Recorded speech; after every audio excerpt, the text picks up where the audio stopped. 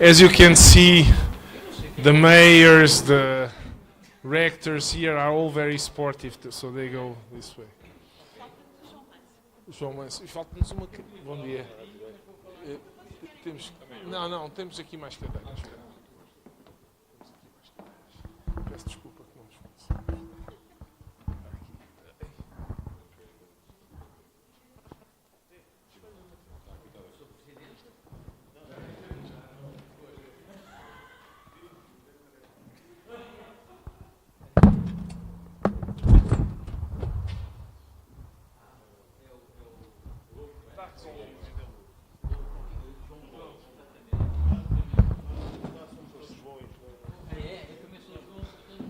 So, this will be for you largely also a lecture of Portuguese, because part of it will be in Portuguese. Não, tu falas inglês. So, but as you have seen in the program, it's the presentation of a project that was coordinated by Professor Isabel Madeira, who is professor at the Institute of Education of Lisbon University. And this is a project she coordinated involving several municipalities and partners, and the Polytechnic of Tomar and the municipality of Março were partners in the project. And Isabel?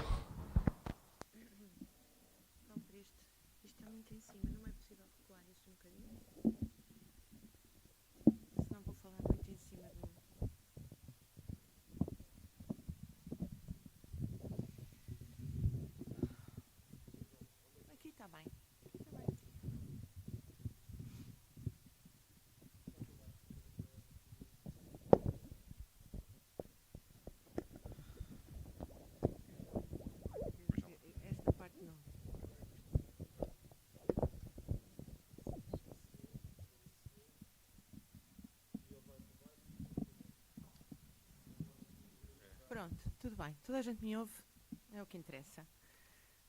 Boa tarde a todos. I will start by saying a few words in Portuguese for a number of people here that I want to thank in my country language, and then I'll switch to English to the overall audience. So first I will thank my partners at my left, thanking them for their participation, their collaboration, their openness to this project. Particularly, I would like to thank Dr. Vasco Estrela, o Dr. João Manso e o Dr. João Lobo da Câmara Municipal de Proença Nova, o Dr. Vasco Estrela, obviamente, da Câmara Municipal de Março, também o Dr. João Coroado do Instituto Politécnico de Tomar e, obviamente, o professor Luís Osterbeck do Instituto Terra e Memória, que foi um dos nossos parceiros mais ativos neste projeto. My presentation will be developed in 3 moments. First moment, I'll briefly read a 5-minute theoretical framework of the project in English, but very short, and then I'll proceed with a very practical demonstration of the results of our project so that you can follow what has been done and what are the products. On a final stage, I will return to the Portuguese language to give my partners and to whoever would like to have the book of the project, although it is also available for download as well as the e-book I'm going to talk about. So I'm going to return to the population through the municipalities the work that we have done.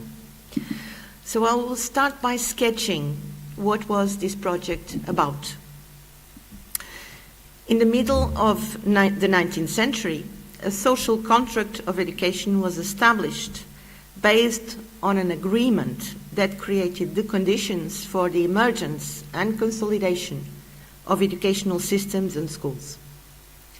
In post-pandemic times, education systems and schools are forced to rethink their organization and relationship with society in a new cycle that, in the history of school and education, requires a new social contract. Thinking about education as a common good links us to the arguments developed by historian António Novoa around the concept of public space of education.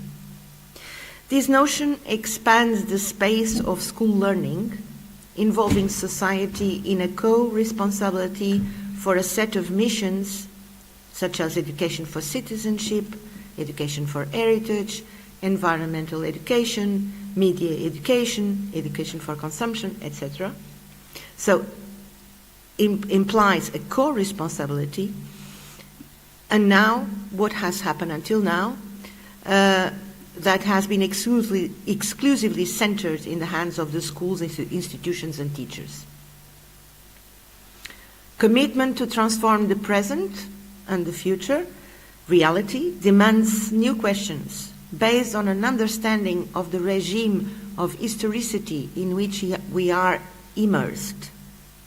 It is from a history of problems, that is to say, from how a particular reality historically became a problem, that we can build an alternative history by approaching what Aidan White called the practical past, capable of organizing the reading of the past according to new intelligibility, overcoming nihilist presentism, and connecting the daily experiences of subjects to an horizon of expectations. This is what the project Rescued Memories, Reconstructed Identities has sought to achieve over the last 4 years, setting up a unique research experience by bringing together a network of actors integrating higher education establishments, museums, schools, school association training centers, teachers, local researchers, municipalities, and senior universities. We aimed at contributing to the construction of the public space of education through the public sharing of historical knowledge, public history, and the intergenerational participation of the community, schools, teachers, municipalities, associations, and citizens, in the construction of a new meaning for educational practices inside and outside the school. At the same time, the establishment of communities of practice, collaborative dynamics between teachers and schools, and the active participation of local communities in the construction of local educational projects became an essential step to allow place-based projects and the overflowing of curricula into new educational spaces. Our presentation at Apheleia 2023 aims to clarify the conceptual assumptions and the development of the project in its theoretical and methodological underpinnings and its choreography, memory, heritage, education. We also want to make clear the contribution of the research, particularly through the products generated and shared with the community, aiming at changing practices inside and outside educational organizations. MRIR project was developed in an interior region of Portugal, involving 5 municipalities classified as low-density territories. In these territories, where all indicators seem to precipitate a negative representation of community existence, signs of a paradigm change in the functioning of schools at the local level emerge in counter-cycle. We have shown that ideas can translate into meaningful actions, transforming predestined outcomes and the sense of inevitability of global pressures upon small rural populations and school clusters. So I now will move to the PowerPoint, if this is not going to fall over the computer. Let's see. So,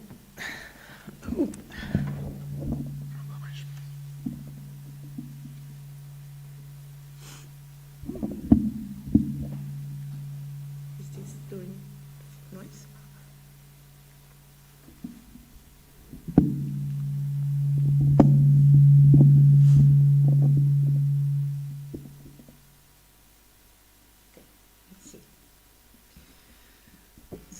start by presenting the project MRIR team. Myself, Professor Justino Magalhães, Luís Osterbeck, that you know very well, Áurea Adão from the history, David Justino is a former Prime Minister of Education and a good friend, Clara Cruz,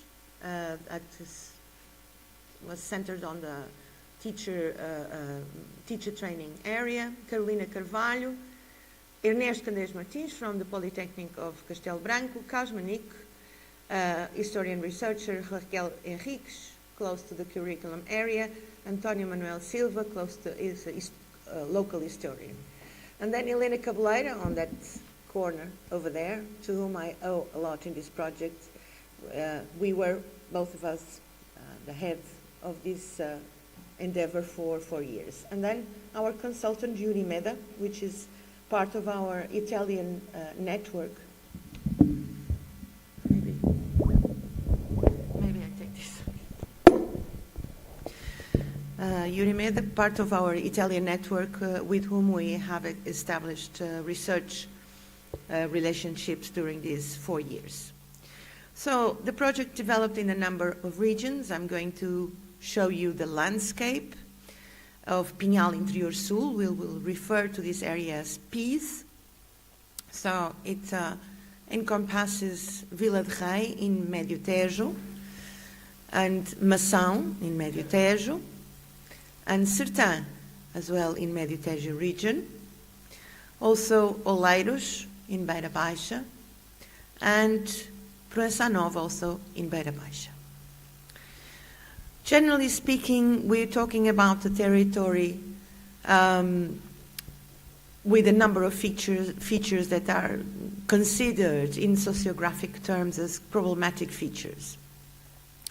And these problems arise from a very low density population, an elderly population that is massive, in some regions amounts to 45.36% of the population, very low birth rate, also a number of other circumstances that are not going into depth, but there are economic indicators, demographic indicators, PNB dictators that classify this area as one of the most depressed in Portugal and in Europe. In terms of aging, this was important to our project because we decide to work and to link the aged with the youngsters. And as far as the aging situation goes, we can see in that image sketched the situation of Portugal in a number of OECD countries, and we are there. So now we are the third most aged country in the OCDE, as long here as well, and in a projection will be also a very old country in 2050. So the aging is not going to decelerate, it isn't going to increase, and most of these aging populations are going to live in rural areas in the next decades. As to the qualification of the population, with no surprise, and with the high rate of aged people, it's obvious that we'll have a prevalence of illiteracy and of low, the adult population has generally low qualifications or below average, national average. But all this scenery and many other economic sceneries that I cut short because I thought it was not the point of this presentation to pinpoint the disadvantages of the territories, but to pinpoint its advantages. This led us to build a quite innovative project centered obviously in the history of education, but also in anthropological and ethnographic and also in sociological pillars. And for the history of education, because this project came from the history of education area, was very problematic on the outset to start a project with all these connections, and most of all to bring the history of education to the street, to the field. It was quite a daring thing to do. So we've set up a project that was financed by the FCT, Foundation of Science and Technology, based on 3 axes.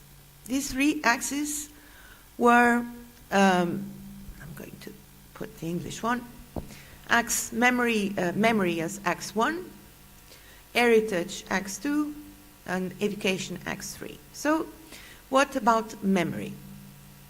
We thought of building the historical sources founded on the gathering, collection, systematization, and production of knowledge about schooling experiences.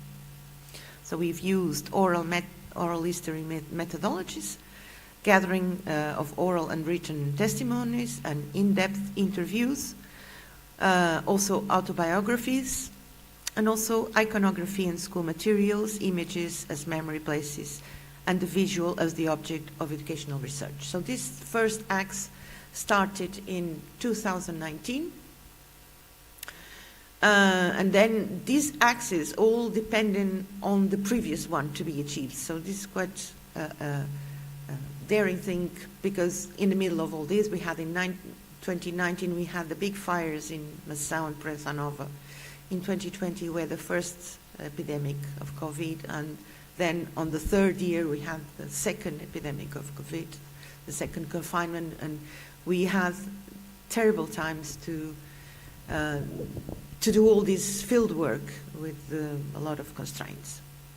So Axe 2, heritage, is based on the identification of the historical education heritage at the local cultural level, namely biographies of students and teachers, of notables and distinguished personalities of the field in education and culture, of local press, ephemeris and celebrations, and the educational heritage centered on buildings, primary schools, seminars, high schools, educational institutes, museums, and memory places. The third axe was called education, and was targeted as the implementation of these 2 first axes in connection with schools, meaning that we wanted to produce tangible materials such as programs, curriculum, and thematic modules associated with teaching and teacher training in the field of local history. So we had preview teacher training sessions, in-present teacher training sessions, the building of collaborative local history curricula, the gathering, the generation of intergenerational learning opportunities, working with senior universities, and finally the production of the website of public history. Of all these, this was the least achieved branch of the project, obviously, because the schools were not in a position of answering back our initial thoughts about collaboration. They were so heavily occupied with fulfilling their duties in a pandemic situation that they couldn't really respond as normally. But we have managed to set up some teacher training online with the school associations and with the teachers of the 2 regions, Médio Tejo and Beira Baixa. And we had a lot of dialogue with them about the need to use the resources that we were gathering, but we went not further than that. So this was one of the branches that went well as we wanted. The other one was to work with the senior universities, because the senior universities were closed and because it was nearly forbidden to work with elderly people during 20 and 21 and 22 for several reasons. Anyway, I'm going to explain a bit more what was the work that we did about the gathering of memories. or the construction of a memory bank. So, as I said before, it was based on oral interviews and written testimonies, the gathering of autobiographies, the gathering of personal archives, mainly of iconography, and the constitution of photo albums, school diaries, and textbooks as materials to be published in our website.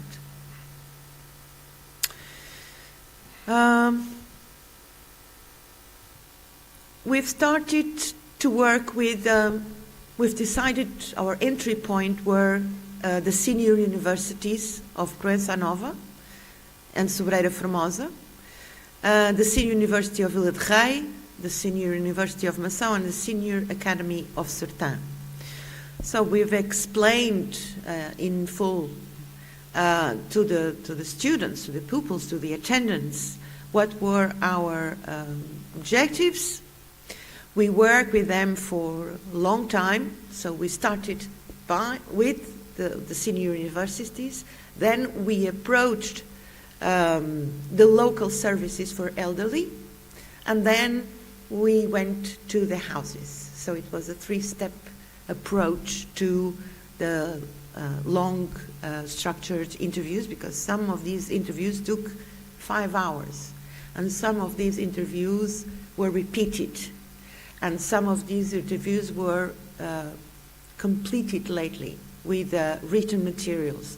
So I'm not going in length into these methodological procedures. If we have time at the end, I'll set up a more detailed explanation about this part of the project, because most historians, or there's a big criticism about oral history being not as scientific as other historical technologies and methodologies for gathering information. On the contrary, oral methodologies are one of the most difficult methods of collecting data, because the maturity and the knowledge that the researcher has to have of their environment, of their subjects to be interviewed, and also of the language and the mores and the customs are needed in quantity and quality. So our oral sources, mainly primary sources, came from the oral and written interviews or testimonies. And we used a technique called spoken pictures. Spoken pictures, it's a methodology or a technique that comes from the Pierre Nora concept of places of memory. And from the pictures, we have, in many times, managed to have people talking about their schooling experience along their lives. So this is what happened with these two sisters who came with this photo, and then these same two sisters 80 years later are here in the photo. We also talked about schooling experiences on top of a lot of materials, school books, diplomas, materials used in teaching, like this palmatoria, about the punishments that students would receive and how it was the daily life of a student in the 30s, in the 40s, in the 50s, in the 60s, and so on. Yes, you know though. We've also collected notebooks, school notebooks, and we read those notebooks to see how the routines of the class were conducted.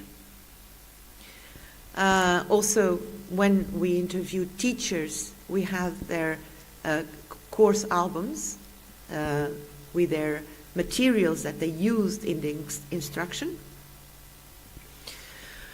We also collected all the manuals, school textbooks that were used in the region. So there's a mapping of all the textbooks used in Pinhal Interior Sul. It's in the website that I'm going to show you in a minute. And what happened with these textbooks? What was the importance of these textbooks for the students in order to interiorize a path in schooling? For instance, the Festa na Aldeia, so the village party, and then the text about the village and the city are very conspicuous texts about predestined paths for certain people living in the rural areas, because they're apologetic in remaining in the country for the country people and remaining in the city for the city people. So this is quite interesting textbook with active message. So the second axe, heritage, was directed at fixing for future memory images of all the institutional, all the educational institutions in peace. And we did that by photographing all the institutions in peace. So we did it extensively and intensively. We beyond these photographs, we also compiled books of minutes, letters and correspondence, statistics and educational data, local and regional press, including educational press, and bibliographies about local and regional history and cultural heritage. And all these secondary sources are identified in the website I'm going to show you in a minute. Also, we have gathered material and immaterial heritage of local education and culture, such as local toponymy, linked to education, and the built heritage, and the remains, the school buildings, iconography, buildings and school population, and school ephemeris, like celebration, rituals, exhibition, field trips, etc., and biographies of notable personalities and institutions of the Peace region. So these are the books of minutes, letters and correspondence that we have digitalized. This is the local press. These are the biographies about the lives of people who have published privately. And we've also visited the school buildings, the furniture, the didactic materials, and photographed them. We've also gathered information about the ephemerides and celebrations and explained them in full, in length. And so let's just show you some outcomes of the project. So we have published a book which is called Histórias com Vida and Vidas com Histórias, Stories with Life and Lives with Stories, which is an e-book, and also some of these interviews are posted in the website. We've created a virtual museum of rural school, which is on the website, but is also in front of you in terms of placards, of cardboard. And the website receives all these materials in an organized fashion. I would like to go through the website, but it would take a lot of time. But this is where the website is lodged, so you can visit it. And let's say that we've accomplished 83 oral interviews in full, in length. We have collected 62 titles on local and regional press. We have photographed 252 schools or related buildings. We have built a dictionary of biographies of 36 names. And then we have produced a number of videos, what we called the audiovisual Apheleia, a visual series that you can access through the website.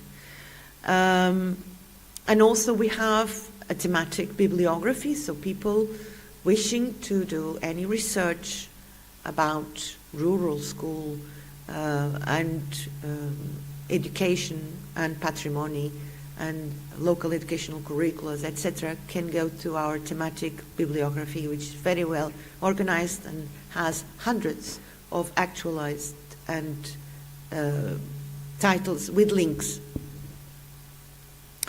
So we also have built a digital archive with personal archives and documental sources, a photo album and school manuals and textbooks, as I've explained earlier.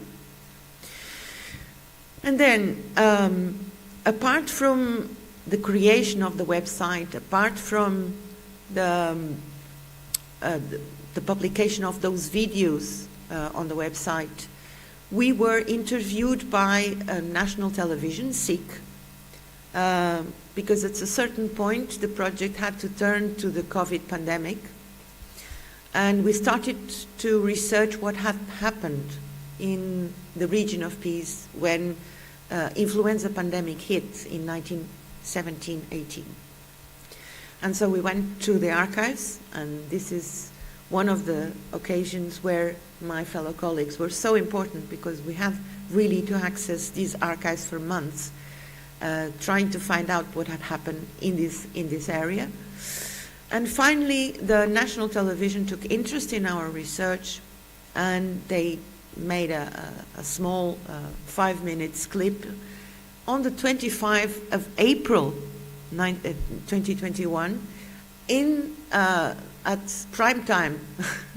So at 8 o'clock in the evening, which we thought it was amazing that a project like this would have had such an impact.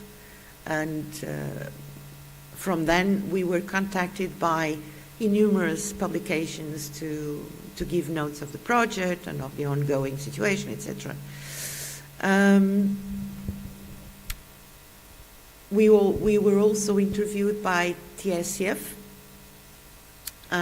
several times, and so the podcasts are all on the website, as well as with the TV report. And we had around 20 news in regional newspapers, local newspapers about the project, but it was the pandemic that gathered most of the attention. So the third axe, the education, the one I said it was less achieved in terms of results. I think because we couldn't achieve in terms of practice what we have thought of, we have decided to give it a deeper treatment in our book. And many of the chapters, so the book is divided in the first, the second, and the third acts of the project, and we have deepened the approach on the third act, and mainly showing that despite of the very fragile situation of the peace, economically, demographically, sociologically speaking, in educational terms, the region that we're talking about, and these are the 5 municipalities we were working, it's losing its population, it's losing schools, there's a school closure that has been progressive. But educationally, it is not a region that, well, how shall I put this? The economic, sociological, and demographic situation do not reflect or do not match the results of the schools. Meaning that the school results are as a national average or more, and even that the key indicators of performance in reading, science, and mathematics are higher than the average in Portugal. We can see that Beira Baixa is here, and Médio Tejo is here. So below this, in reading, the results of international tests, PISA, are well above the national average. The same happens in mathematics.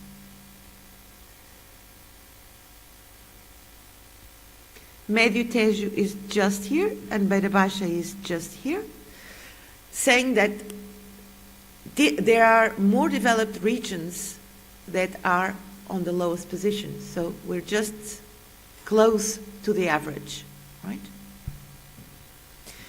And in science, the Portugal average is here, and Médio Tejo and Beira Baixa are above the average. So what this means is that even though all would lead us to conclude that the difficult situations of these regions in terms of production, in terms of dynamics or sociographic dynamics, would point to a deprived situation in schools, that is not the case. And we have explored that in length in this book. I'm not going through the chapters that we wrote about this, about the performance of the educational schools, but they're excellent schools in this region. So I would invite you to take the book and just have a read and say what you think about it. Apart from this book, we have published another book with life stories of with the interviews, the in-depth interviews, where there is a thorough explanation of the methods we have conducted and how we, the protocol interview and all the technical details about the interviewing.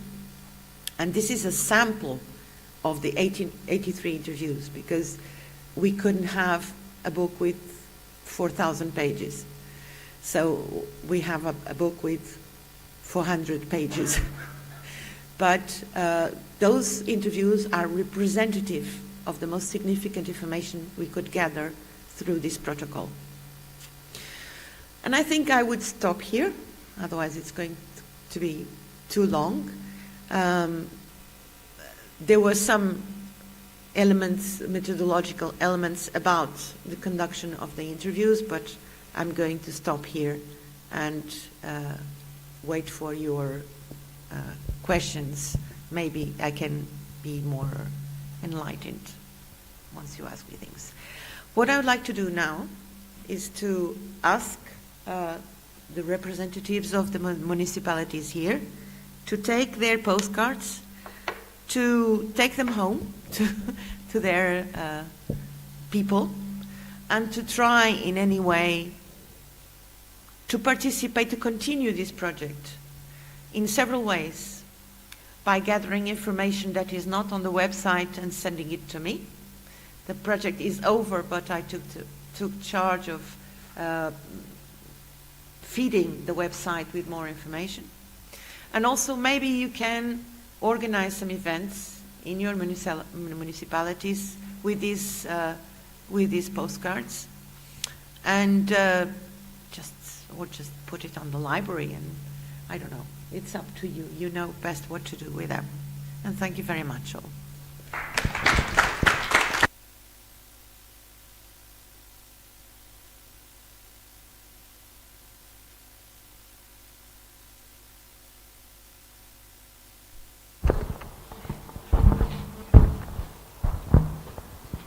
Ora, eu vou falar em português, peço desculpa, mas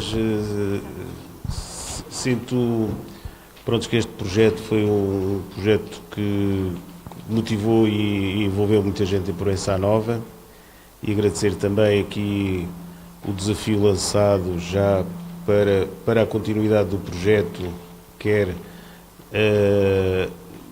e quase individualmente, quer também levando à Universidade Sénior e às bibliotecas, através de agora os livros que nos são entregues e depois os cartazes que também nos entregam, para depois podermos continuar a alimentar o projeto, que realmente é um resgatar das memórias, um resgatar de todas as memórias que foram feitas pelas pessoas que foram entrevistadas, e como foi dito, foram longas entrevistas, e eu tive a curiosidade depois de ter o reflexo de algumas, e que são produtivas e que estão no website, e portanto acho que é um projeto para continuar nesta versão. Não podemos nós deixar cair esta iniciativa, este começo deste resgatar de memórias, porque memórias há sempre muitas e elas vão continuar. Portanto, nesta parte da educação e nesta fase, sim senhor, foram marcantes, mas certamente iremos continuar. Portanto, mas para já, muito obrigado ao projeto, à liderança, está bem? E contem com o nosso apoio no futuro, está bem? Muito obrigado.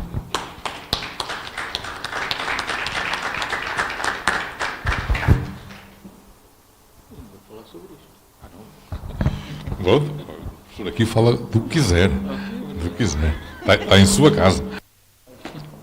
Boa tarde a todos. Sra. Professora, muito obrigado pela apresentação que fez. Cumprimentar o Sr. Vice-Presidente da Câmara de Provença Nova, a Sra. Vereadora da Cultura da Câmara de Nação também está, e o professor João Corbado, que, enfim, que é da casa, conforme eu referi, meio a brincar, mas falando muito a sério.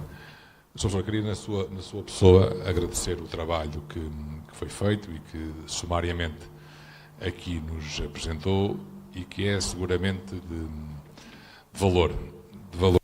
Percebemos um pouco também aquilo que foi a realidade destes territórios, e que deixa aqui, conforme bem demonstrou, algumas ações importantes, nomeadamente no que diz respeito aos resultados escolares e à sua não conexão, digamos assim, com aquilo que é a realidade destes territórios.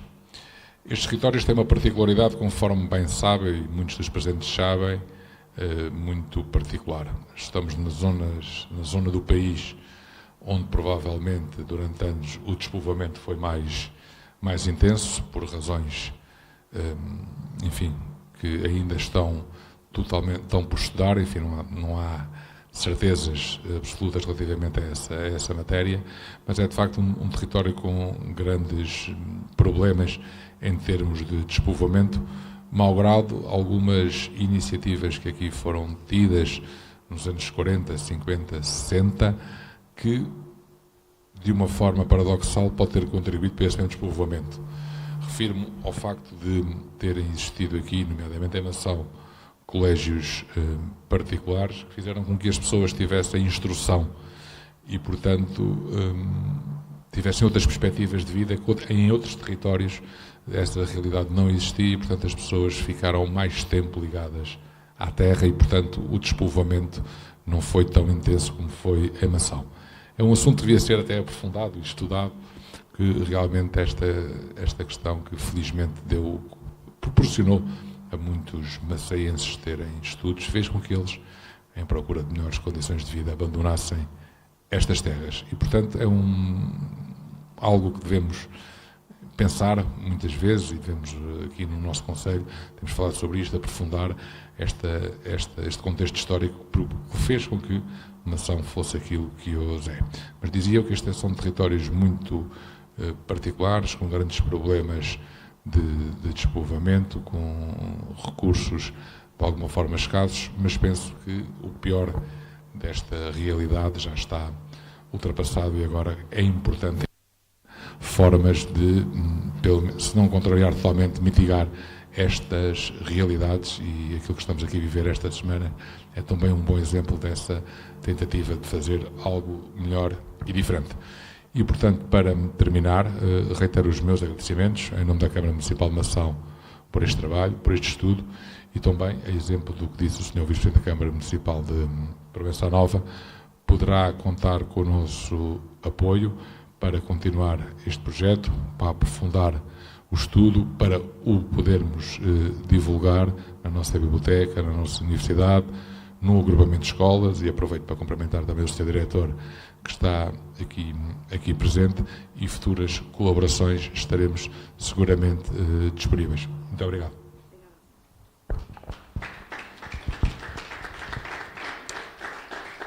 Ok.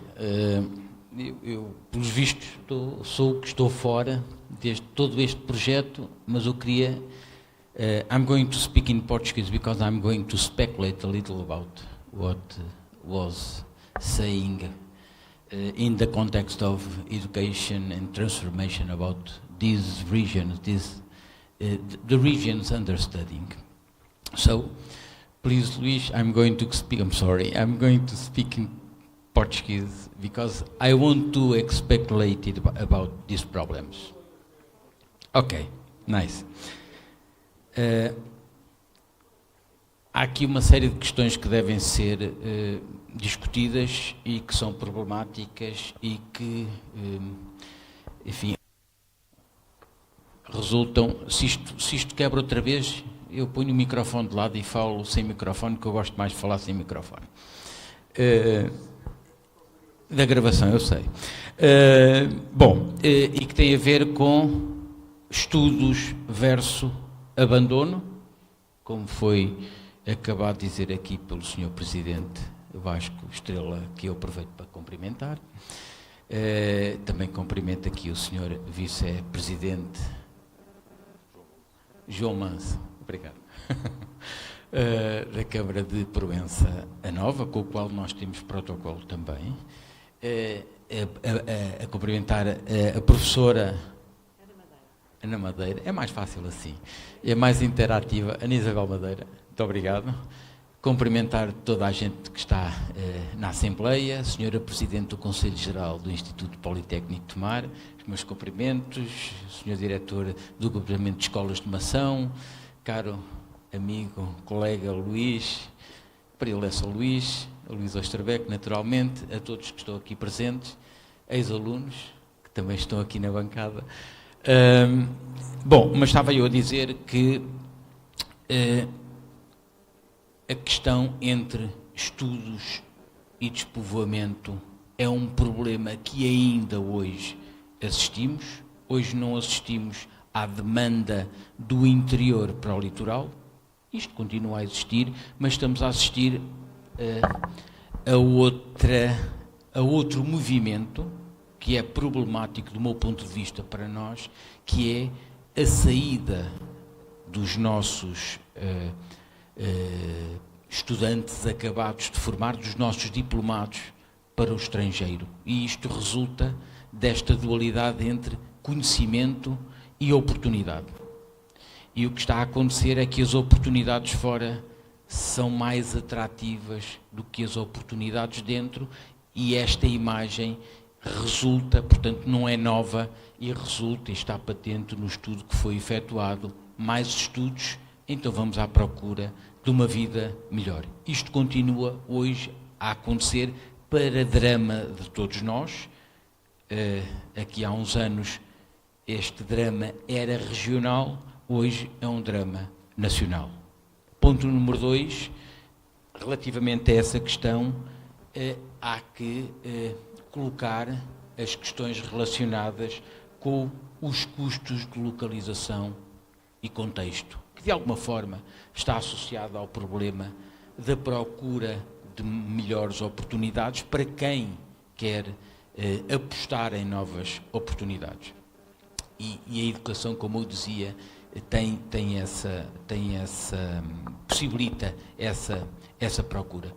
Os custos de localização e contexto num país que deveria ser equitativo, e eu já não estou a falar igualitário, equitativo, deviam ser olhados com muita preocupação, porque os custos de contexto, quando se vive em Mação, apesar de se ter uma ótima vida longe das turbulências das grandes cidades, apesar dessa vantagem, traz outras desvantagens que, se não for se o planeamento nacional não for coerente, elas agravam-se como se estão a agravar. E agravam-se principalmente nas questões relacionadas com a demografia, com o índice de envelhecimento, e se vocês olharem aqui, está muito bem retratado no livro. Eu abri na página, eu não sei se tenho o dom de abrir nas páginas certas ou não, mas tem aqui na página 378 as pirâmides etárias que servem para refletir seriamente para o que está a acontecer, não é só nestas regiões, é todo o interior de Portugal.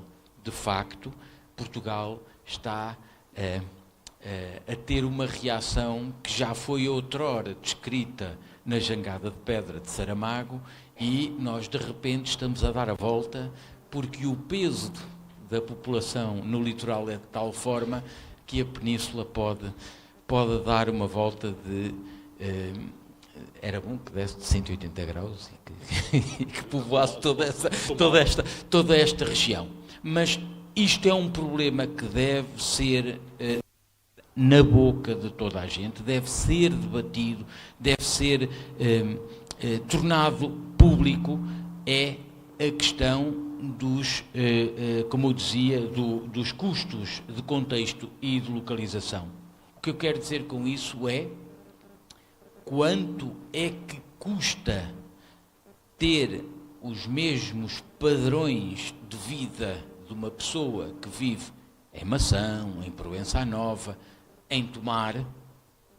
Quanto é que custa uma pessoa viver com qualidade de vida nestas regiões, comparando com a oferta e as oportunidades e a qualidade tanto que é oferecida nos grandes centros. E nisto, obviamente, pesa cultura, pesa educação, pesam oportunidades, pesam até remunerações, enfim, todo este balanço devia ser sistemático ao longo de todo o território. E só assim se conseguiria, dizemos nós, que o território seria mais homogéneo. Não faz sentido hoje, e isto deve também ficar, deve ser motivo de reflexão, não faz sentido que 50% do ensino superior em Portugal esteja em Lisboa e no Porto. Não faz sentido.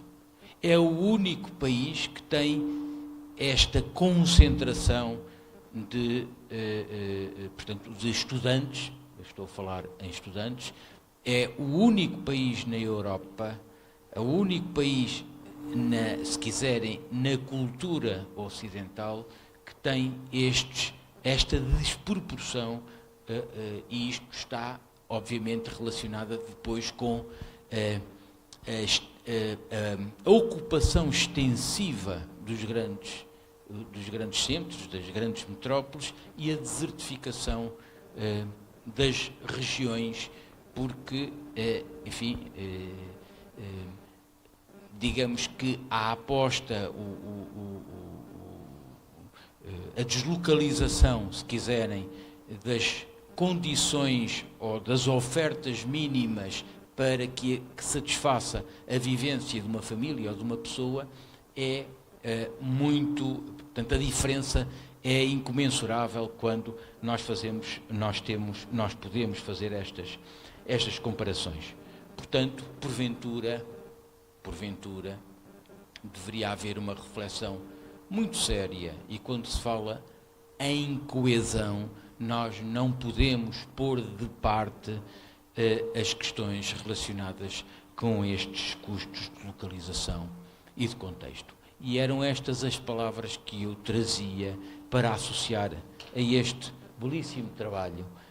E muito obrigado. Isto é mais, digamos que, um benefício que importa construir, que está relacionado, e como diz muito bem, com a nossa memória, com o nosso património e com a nossa educação. Serve este documento para ajudar à reflexão daquilo que nós queremos que Portugal seja, e nós aí temos uma grande relevância, uma grande importância como cidadãos ativos neste país que ainda é muito pouco, vou dizer, homogéneo. Muito bem, muito obrigado.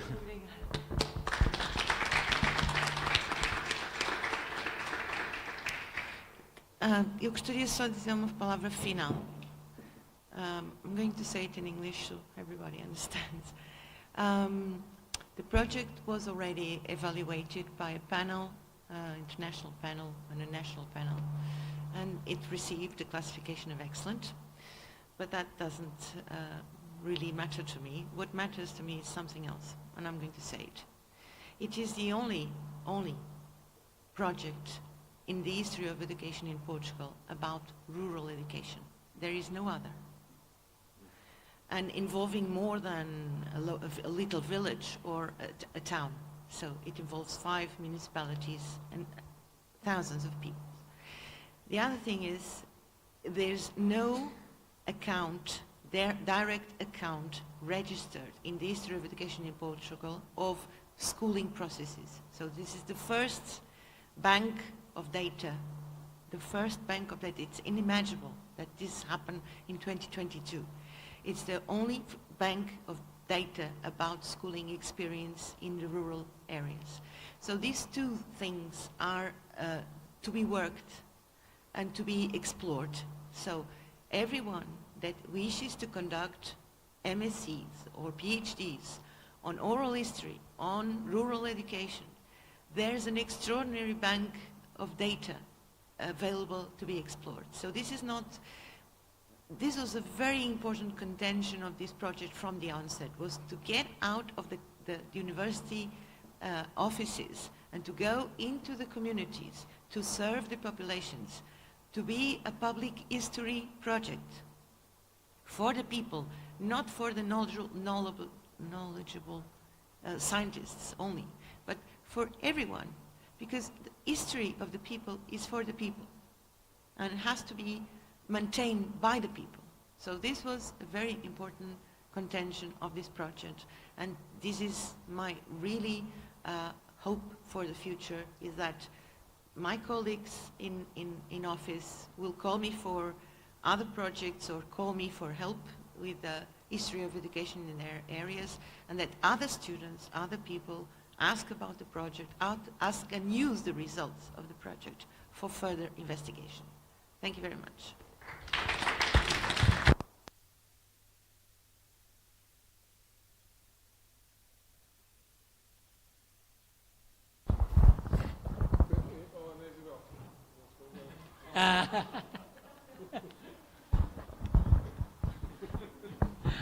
O professor Starbeck prega sempre estas partidas.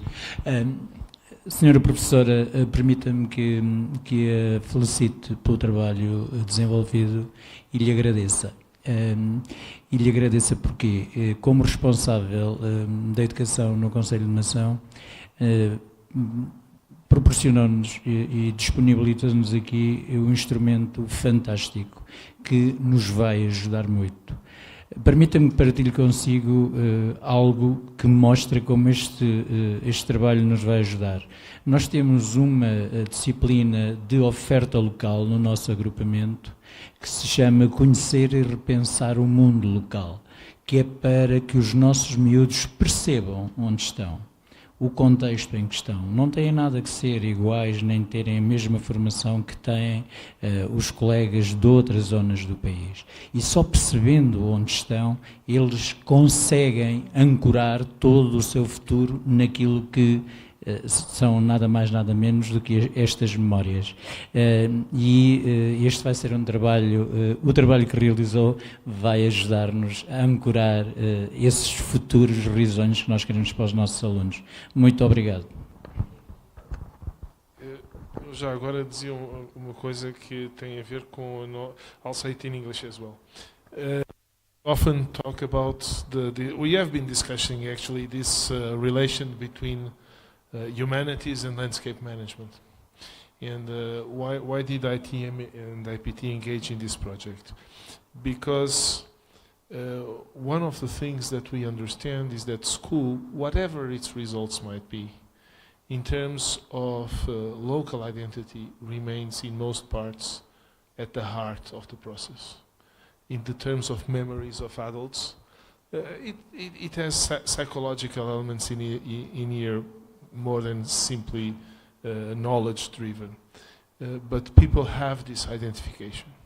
So whenever you go to a place and you want to intervene in a transformative way, the easiest, the best, and probably also the more correct way of doing it is bridging generations, bringing in, on one hand, the current, the contemporary young kids, and the older population through their memories of schools. And I will show, for those of Declam at some stage, a video we did in Brazil, for example, with that, and the effects were extraordinary, really extraordinary. To give you an example, often territories are divided, which is also normal and positive in terms of political ideas and so on. But whenever you talk in terms of schools, not necessarily education, but in terms of schools, there is a cohesion and there is a sense of protection from the elder people in relation to the younger ones. So this is actually at the core of methodologies to work in landscape management. E com isto no calo. Who wants to say something? Yes, sure.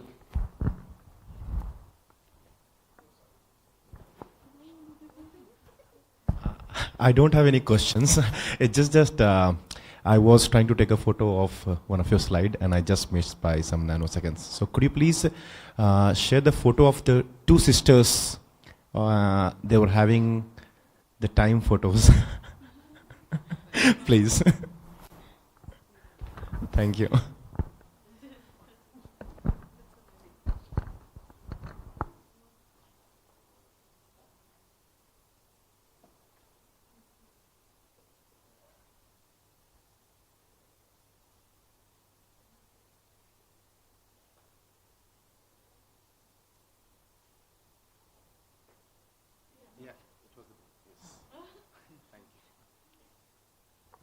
So, muito obrigada para uma apresentação muito interessante.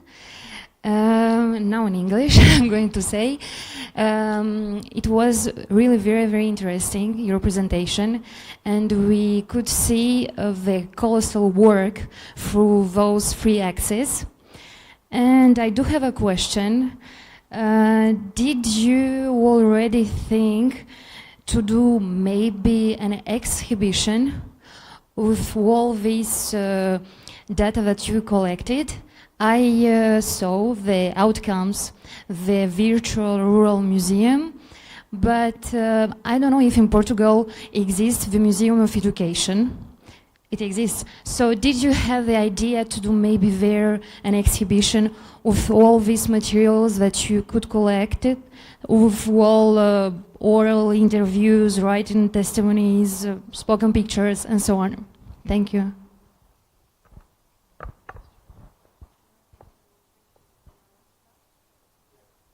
Okay, so one question regarding first, thank you for your presentation.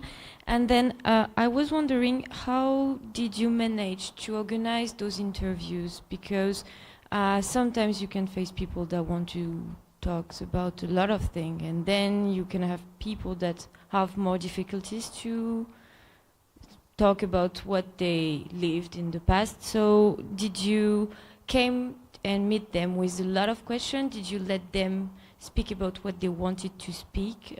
So how did you manage those interviews, and how did you methodologically analyze them? Thank you.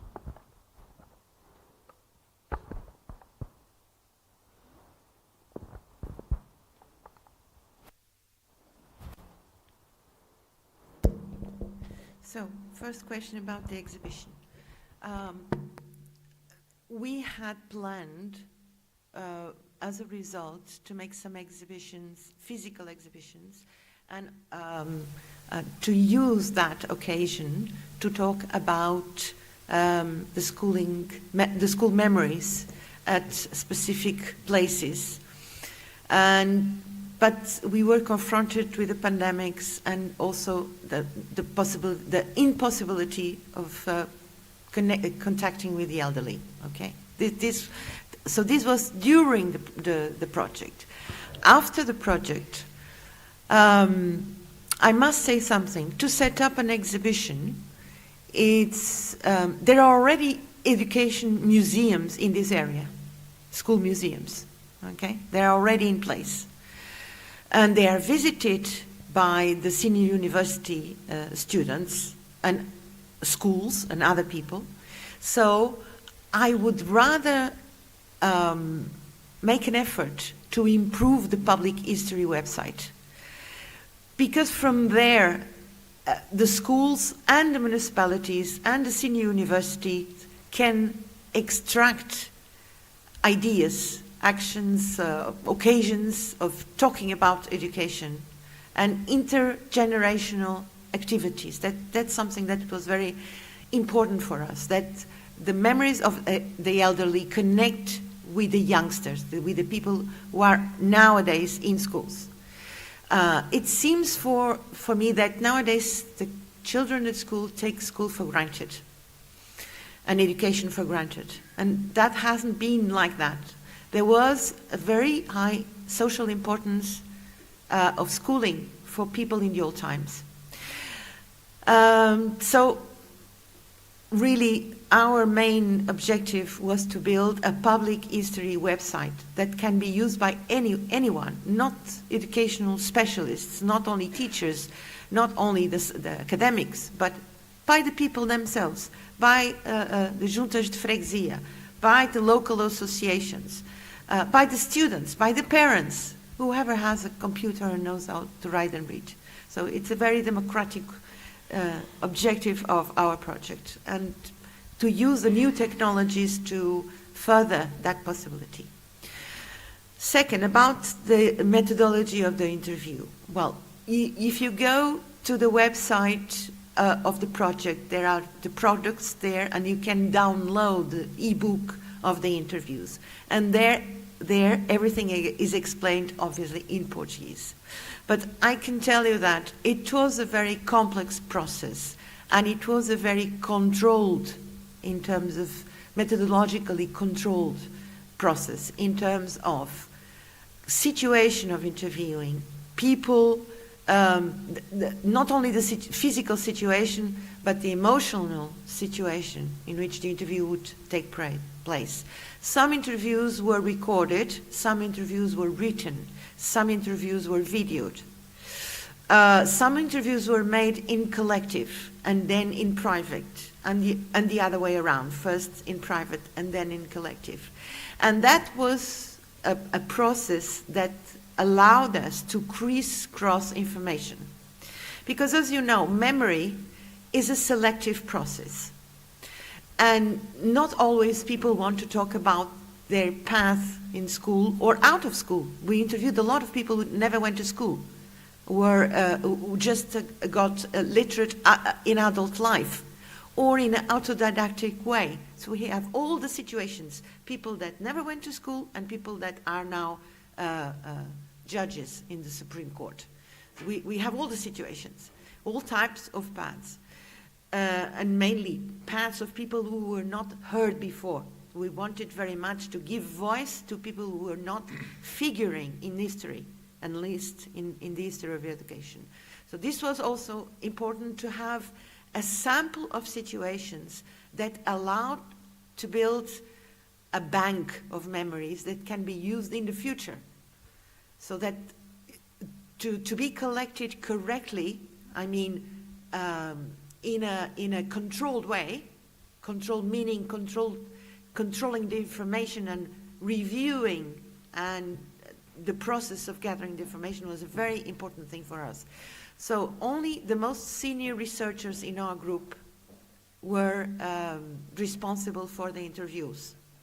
The transcription was also doubled checked. So 2 people did this transcription, okay? Because places, grammar, local expressions, all that was at stake. And that had to be really correct so that we can want to use that in future research. But I could give you a 2-hour lesson about this methodology, but I'm not going to.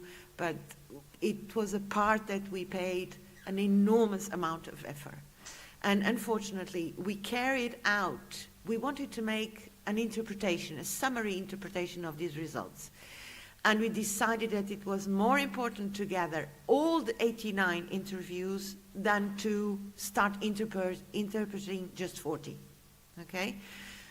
And this was due to a number of problems, and mainly connected with the fires, because people don't want to talk when their village is on fire, or when the orchard is gone, or when they're sick and they cannot talk without a mask or just by the window. Not many people have telephones to be talking 1 hour on telephone. Not a way of doing an interview. Not everyone has internet.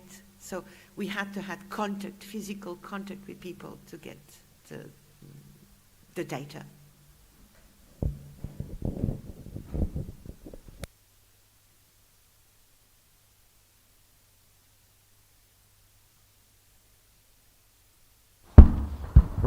Oh yes, please.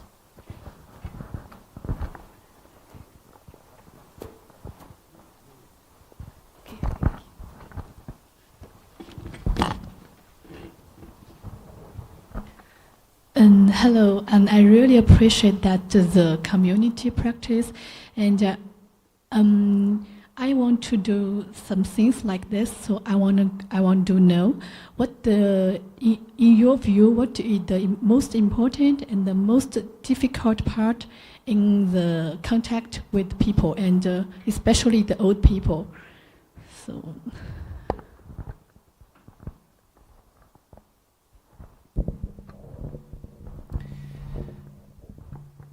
Well, really the process was set up in stages, and our entry door was not immediately the population. The entry door was the senior universities. So our first work was done with 300 people belonging to the senior universities. We were there as a group, as a team group, and we explained the project, and we gave them the interview protocol so that they could read it and understand what was at stake. So this took more or less 6 months on the whole to talk with everyone and to sensitize for the participation in the process. From then, we gathered the people who wanted to write to us directly or give their testimony to us. But as it is obvious, the people who are in senior universities are not representatives of the people in general. They are already very they have a predisposition for learning, for contacting, for intervening, for socializing. So, and we wanted the people in their houses in remote villages, the people who were not talked about. So we asked those people in the senior universities, according to a stratified sample, to indicate us people to be contacted, okay? And so a second phase developed in which he had a list of, let's say, 200 people from which with whom we established contact. Now, this was a very time-consuming process because you have to go to the village. Sometimes you don't have their telephones or they don't answer. You have to go to the village, talk to them, explain all the project again and why we want to know this. And from this contact, then we have to fix another time for the interview to take place. So you see, this is so time-consuming that this took 2019, 2020, 2021. Until the end of 22, we're still doing some interviews. Because then some people are there, some people are not, some feel indisposed, etc., etc. So a third phase is normally for confirmation of the information. And confirmation comes in this way. Sometimes people are giving us interviews of 3-4 hours, and they get very tired, so at a certain point we have to stop. But then they come to us phoning and say, oh, I remember something else. Oh, something I told you, it was not accurate. I remember that it was different from what I told you. So we have a number of situations in which we went back and the information was restored to a second version, okay? All these has a theoretical treatment according to the oral history field of research. Let's say Coord, Lacroix, Pierre Nora, Berareda, and mainly through the Histoire of Temps Présent Institute in Paris. So we work in a history of present time framework, theoretical framework, and all the memory, there's a discussion about memory, history, and history, which we enclosed in our methodological procedures in the data gathering. It would take a long time to explain that, but there is a very, very complex framework for the memory, gathering memories. It's rather very complex situation and very complex activity in the social sciences. But we made an effort to triangulate all this information, also with written materials already written. And that's how we proceed. Thank you.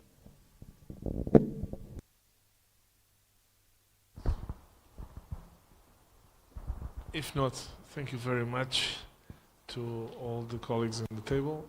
And we call it off. Terminamos a sessão. Obrigado pela vossa presença. E se calhar agora passo só a palavra ao Dr. Vasco para dizer mais qualquer coisa em encerramento aqui em nome da Câmara. Então, uma vez mais, em nome da Câmara Municipal de Mação, agradecer a presença de todos, em particular das pessoas que me acompanham na mesa. Não cumprimentei há pouco, peço desculpa, a Sra. Presidente do Conselho Geral do Politécnico de Tomar, e reitero uma vez mais o nosso compromisso de colaborar em tudo aquilo que entender que somos úteis e, naturalmente, como não pode deixar de ser, termino agradecendo na pessoa do professor João Corbado a esta entidade, Instituto Politécnico de Tomar, que tanto nos tem ajudado e tanto tem proporcionado para promover e ajudar o nosso Conselho. Muito obrigado, Sr. Professor. Conte connosco.